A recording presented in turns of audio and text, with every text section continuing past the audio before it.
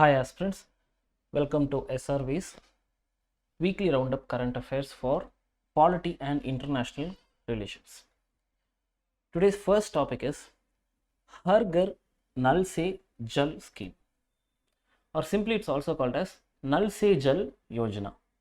It was launched in 2019 and the nodal ministry, again the scheme is being implemented, is by the Ministry of Jal Shakti. This scheme is to provide piped drinking water to every rural home by the year 2024. Such questions are potential prelims questions: which year it was started, when is the target year, and so on. And this scheme is a component of the government's Jal Jeevan Mission. So we have seen people are struggling for water, carrying their pots and fighting over water on the streets.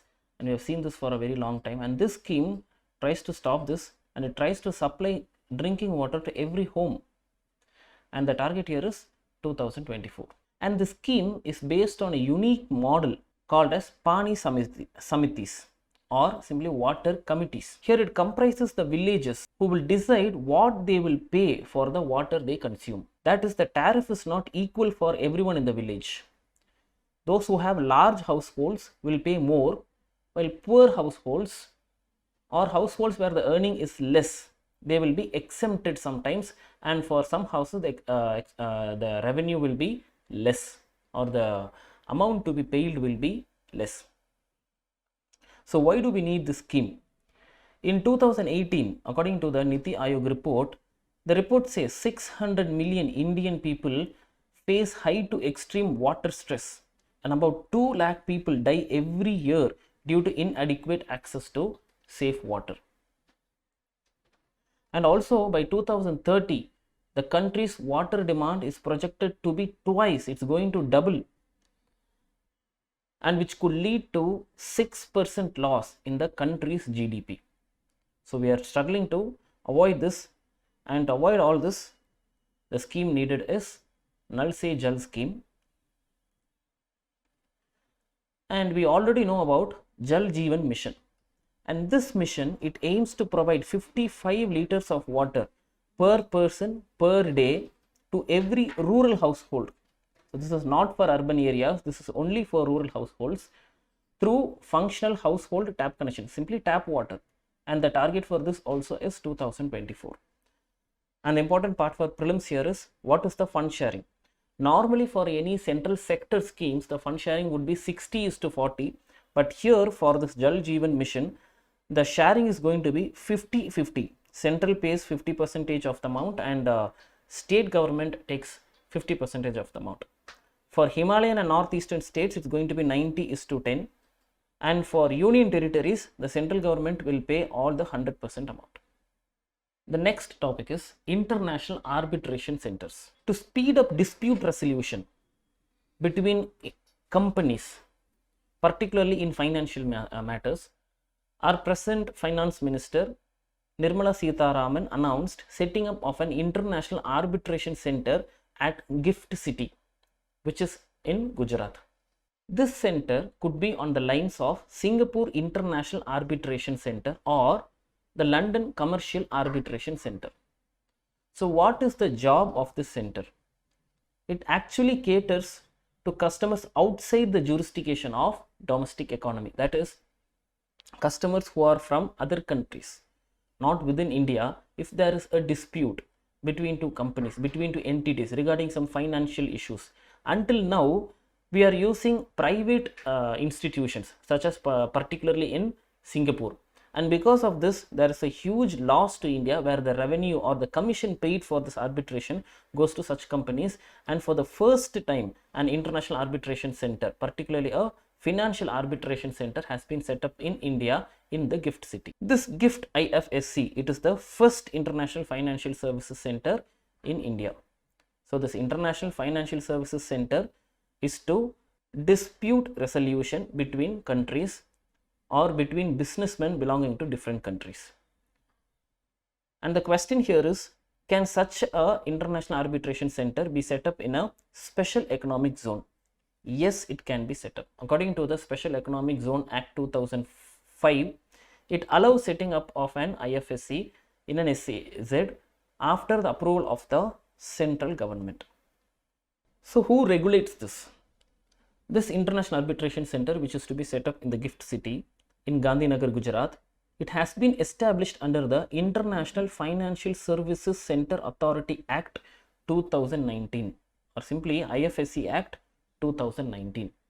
It works as a unified authority for the development and regulation of financial products, financial services, and financial institutions in the International Financial Services Center, simply IFSC. So IFSC is set up under the IFSC Act 2019. This is the only thing to be known for prelims. And about the Singapore International Arbitration Center, which we are currently using, and the International Arbitration Center which we are going to set up in Gujarat also, is going to be on the lines of this SIAC. This SIAC, it is a not-for-profit international arbitration organization. It is situated in Singapore. It administers arbitrations under its own rules. It has its own rules for it. And the United Nations Commission on International Trade Law, it is shortly called as UNICITRAL arbitration rules. So these two rules are used for arbitration in this SIAC. We have also separately discussed about this SIAC in our 1 minute current affairs. You can have a look at that if you want as well. The next topic is about electoral bonds. So what are these electoral bonds? They are simply like a check or a demand draft. That's it. So it is a financial instrument, but this is used for making donation to political parties. Earlier, political parties will receive donations just as cash, currency, money, that's all. So here there is no accountancy, there is no transparency. Who pays how much to a political party? So this could lead to black money. So that is why they introduced this electoral bonds. But will this electoral bonds completely eliminate black monies through donations to political parties? Not 100%, but to some extent it is a little bit improved status when compared to the earlier directly contributing to, through currency or cash. The bonds are issued in multiples of 1000 rupees, 10,000 rupees, 1 lakh rupees, 10 lakh rupees and 1 crore, and this does not have any maximum limit. An important prelims question, though the instrument is given in multiple denominations, you can get it in denominations of 1000, 10,000, 1 lakh or 10 lakh or 1 crore, but it does not have any maximum limit. How much ever you want, you can get it, and you can donate it for any political party. And this can be done only through the State Bank of India and no other bank. Electoral bonds can be purchased only through the State Bank of India. And this bond will be valid only for 15 days from the date of issuance. If I go today and I give money to the SBI, State Bank of India, and get an electoral bond, and that bond will be valid only for 15 days. Within 15 days, I should donate it to a political party, and that particular political party should exchange that instrument as well. And the bonds are available for purchase by any person who is a citizen of India or any company which is established in India. And this bond, is it available throughout the year? Not actually. They are available only for a period of 10 days in the months of January, April, July, October.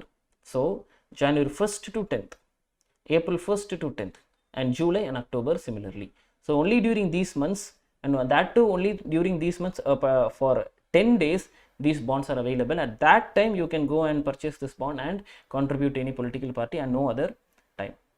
And in this instrument, it looks like a check, of course. Does the donor's name present in it? No, the donor's name is not mentioned on the bond. So why do they do this? So this could be used in a mains answer. So why they don't do this? Why they don't mention the donor's name in the instrument is, if a political party is ruling, when they are the ruling party, they could note down who is donating money to my party, who is not donating.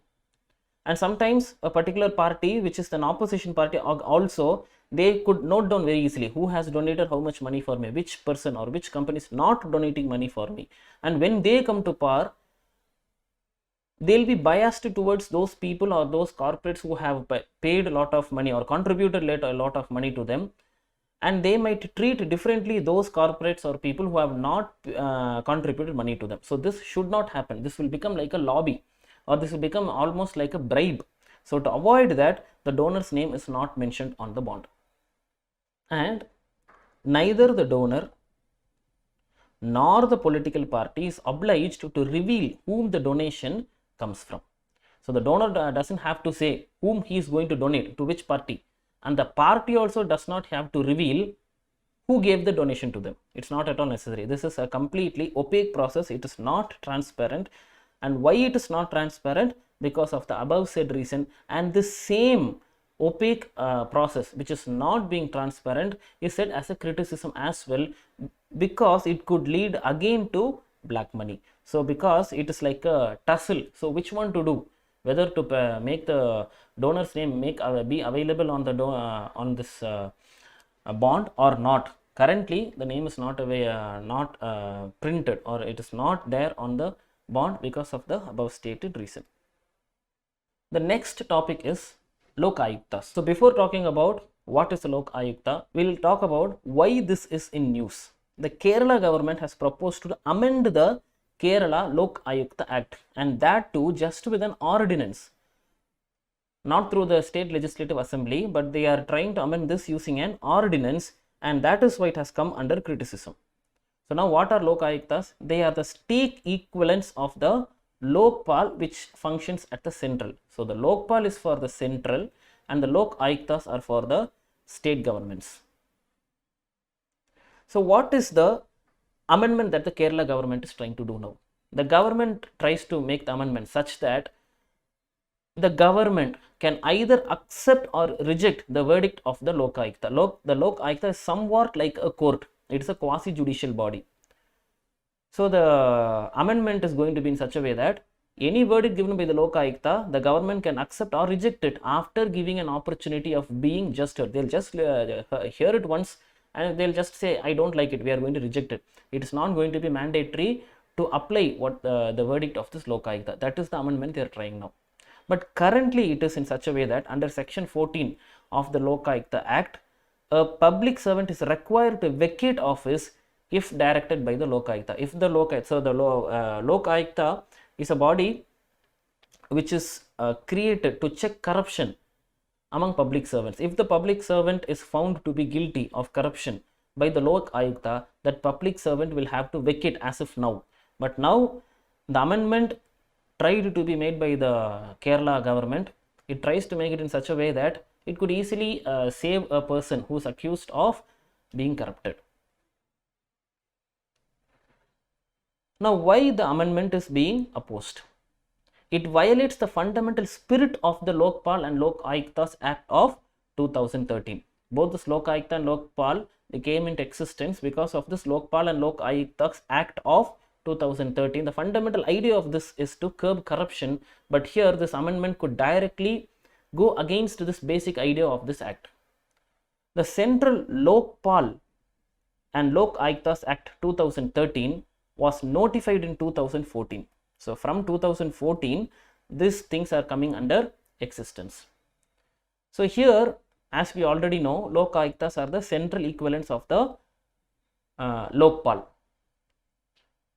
Originally, the central legislation was envisaged to make a LOKAYUKTA in each state mandatory. The idea was to make there should be a LOKAYUKTA for every state and it should be mandatory, and how it should function also should be mentioned in that act. But states start to oppose this, and because of this, the law then later created was made as just a framework. So there will be just a framework to create a LOKAYUKTA, and the state governments, the particular state legislative assemblies actually can decide the specifics.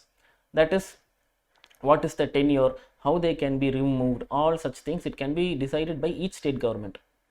So because of this, LOKAYUKTA's power vary from state to state.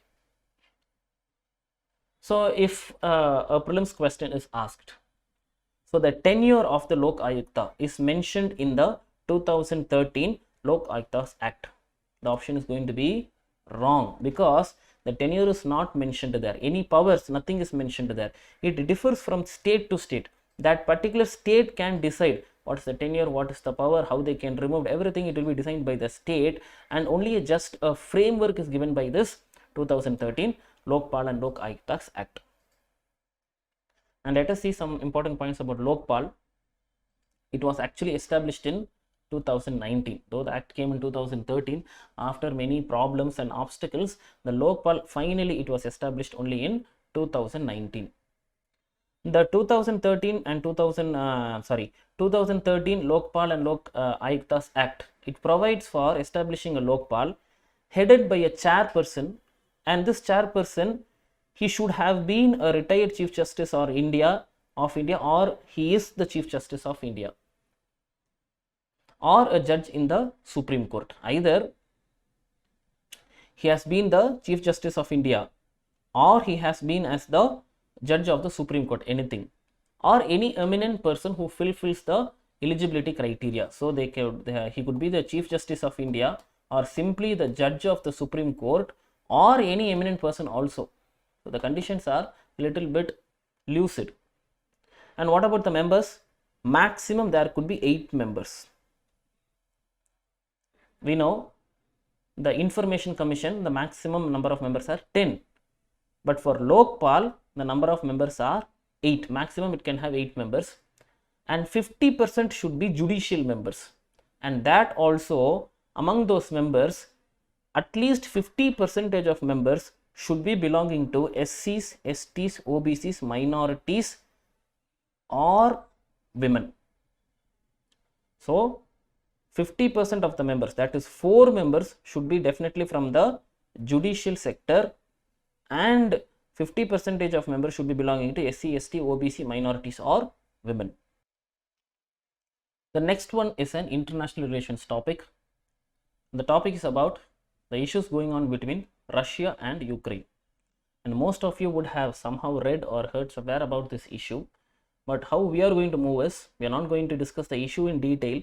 We are just going to try and get the important points which could be asked in the prelims, and we are going to get some important points that we could use for the mains. We target the prelims and the mains. We are not going into general detail. We don't need that as well. Okay. We know that Russia is placing its armed forces in its border with Ukraine, and at the same time the NATO, that is a group of defense allies headed by USA, they are also put forces on standby and sent ships and fighter jets to bolster Eastern Europe areas. So in the Eastern Europe region, NATO is trying to put its forces. And on the border of Ukraine, Russia had very long back itself, they had placed their forces. So why this is happening? So we have to see something which happened in 2014 and before 2014. And as an introduction, way back during the disintegration of USSR, when USSR disintegrated, many nations, particularly at the western border of USSR, they got independence and went as autonomous countries or autonomous states. But even then, Russia always want to have some sort of control with these countries, because it considers letting the European countries who are an ally to the NATO or an ally to the US having control or having power on these countries which have left USSR, it could be a serious security threat for Russia. Now coming back to 2014, when Crimea was annexed. So this is Crimea, a southern peninsula, a southern part of Ukraine at that time. Now it is not part of Ukraine because it was annexed by Russia in the year 2014. So before this Crimea was annexed by Russia in 2014, the then president Viktor Yanukovych was the president at that time. He was pro-Russian. But what he did, he suspended the talks and political and trade deal with the European Union. So there was a trade deal and a political deal to happen with the European Union, but he suspended it because he was pro-Russian. he had a soft corner towards Russia. He wanted to be a strong ally with Russia. So because of this, talks were stopped.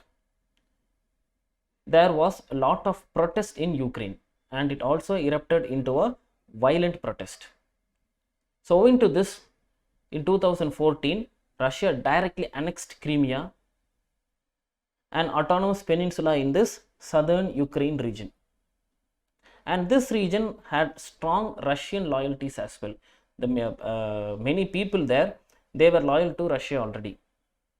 And Russia gave it as a reason, saying that why did we annex Crimea? They defended their annexation, saying that they were defending the interests of those Russian speaking citizens in the Crimea region. It said the Russian speaking people in this Crimea region were discriminated. They were not having a great life there. They actually wanted to join with Russia. To save those people, we annexed Crimea. This was the reason given by Russia. But even then, the Western countries, USA and their allies, they were not ready to accept this. And that is why we also know that the G8 countries, from the G8 group of countries, Russia was removed, and now we just have G7. We don't have G8 because of this annexation of Crimea. And sometime later, once this Crimea was annexed, the other two regions in the eastern part of Ukraine, Donetsk and Luhansk, these two regions, Luhansk and Donetsk, these regions also pro-Russian separatist regions. These people, some people there were separatists who were supporting Russia. They declared independence from Ukraine. Now, though Kiev and Russia, they signed a peace deal called as Minsk for the first time in 2015. Actually, it was brokered by France and Germany. But even then, though this Minsk Agreement was signed, ceasefire is violated many times. That is, there's no peace. There's always people fighting there.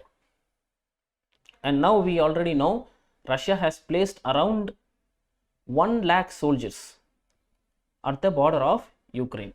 So what does Russia say? What are the demands of Russia?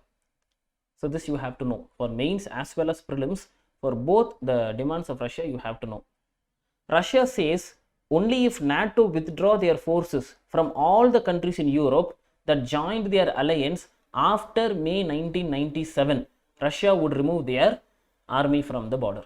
It says whoever joined you after 1997 from those regions, you have to remove the troops of NATO. So this simply means NATO cannot operate in any of the Baltic nations that border Russia. So these nations are called as Baltic nations. Estonia, Latvia, Lithuania. So these regions, already NATO is functioning there, but Russia doesn't want to happen because you can see here it is the border with Russia. So it is acceptable for any country. Can you allow any enemy country's army being functioning just at your back door, just as at your neighborhood? Definitely not. So Russia also doesn't want this to happen. So apart from this, Central European states such as Poland, Hungary, Czech Republic, Balkan states such as Croatia and Slovenia. So you can see here the Czech Republic, Slovenia, Hungary, Croatia, Poland, all these nations from all of this whole area. All these regions have NATO's forces now. So this have to be removed. If this this is one of the conditions of Russia. And the other condition is NATO should drop plans of any further enlargement. That is, so far you have joined some countries with NATO, just be it. Don't join any other new countries to NATO. Particularly that is because already the whole of Western Europe is with NATO, of course. Now the problem is Russia does not want NATO to be including any Eastern European countries. Eastern European countries are bordered with Russia. So they don't want any countries to be joining with NATO there because it is just having enemy's troop at your border. No country is going to like that. Russia also does not like that actually. And that is why this condition. And it should not accept Ukraine and Georgia as members. So no more enlargement. Particularly NATO should not accept Ukraine and Georgia as members. And the next condition is NATO should not hold any drills in Eastern Europe, Ukraine or Georgia without the approval from Russia. We always know this. Why these defense drills are conducted normally? to just threaten, right? To threaten a country. See how powerful I am. I am just sitting just beside you.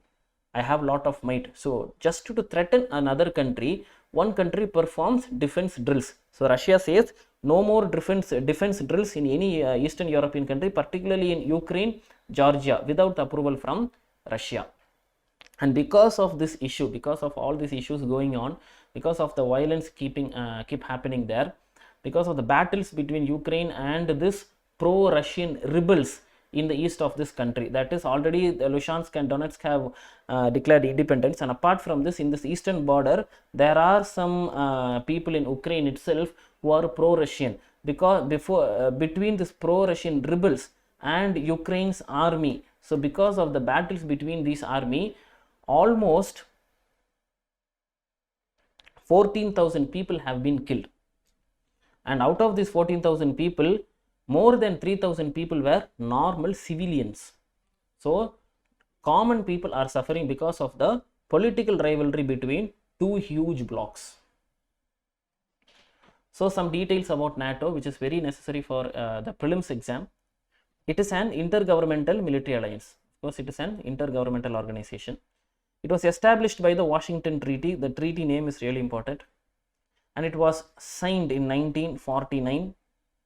The headquarters is in Brussels in Belgium.